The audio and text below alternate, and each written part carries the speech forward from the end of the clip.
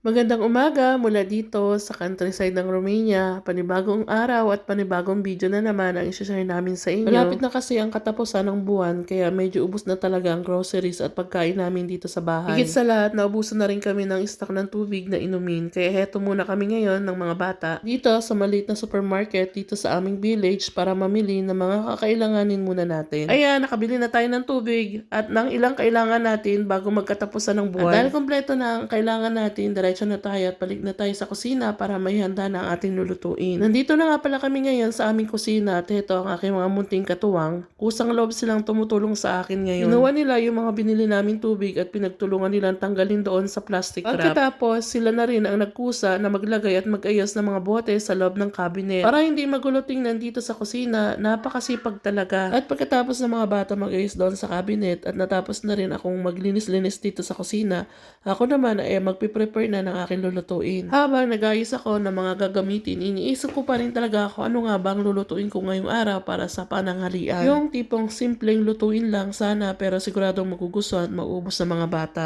Heto na nga, meron pala tayo dito ng chicken thigh, bali 6 na peraso po ito lahat. At dahil nag-iisip ako ng ulam kanina, may magandang diskarte akong naisip para dito. Ang gagawin natin ay yung 3 peraso ay gagawin nating soup. Yung shorba soup ay kilalang traditional na sopas dito sa Romania.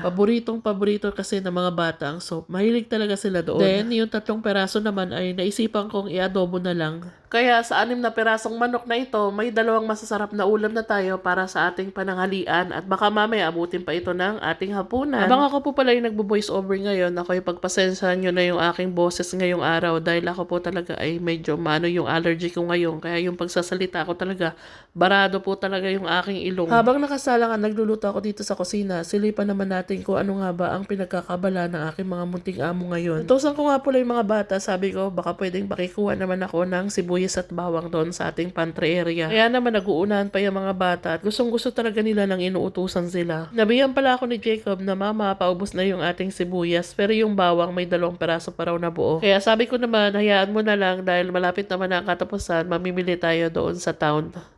At eto na nga po ang ating tanghalian ngayon dahil nga half Filipino at half Romanian ang nakatira sa bahay na ito at ako naman ay isang pure Pilipina, ang pagkain natin ngayon ay Pinoy food at Romanian food.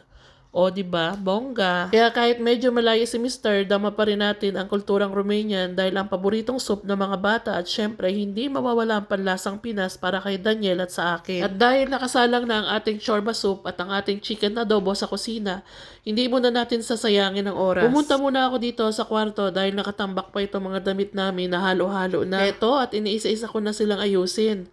Mga winter jacket, mga kapal na pants at mga long sleeve. Inihiwalay ko na rin yung mga long sleeve na pwede pa namang isuot kahit ngayong summer. Nako, dahil sa sobrang init na talaga ngayon dito sa Romania, kailangan na nating itabi itong mga pang winter sa cabinet para sa susunod na taglamig ay madali nating mailabas ulit. Habang busy ako dito sa pag-aayos ng damit, biglang lumapit sa akin itong si Bunso. Inutusan ko kasi siya kanina na pumunta sa CR para maghilamos at maglinis ng katawan. Galing kasi sila sa labas ng kapatid niyang si Jacob dahil naglaro sila doon. At nako, napaka-alikabok talaga sa labas. Kaya sabi ko, hugasan ng mabuti ang muka pati ang kamay. Ito na nga, paglapit niya sa akin, napansin ko ang may natira pang sabon sa may ulo niya dito sa may tagiliran. Hindi pala nabanlawan ng maayos, kaya naman may sabon pa siya sa ulo.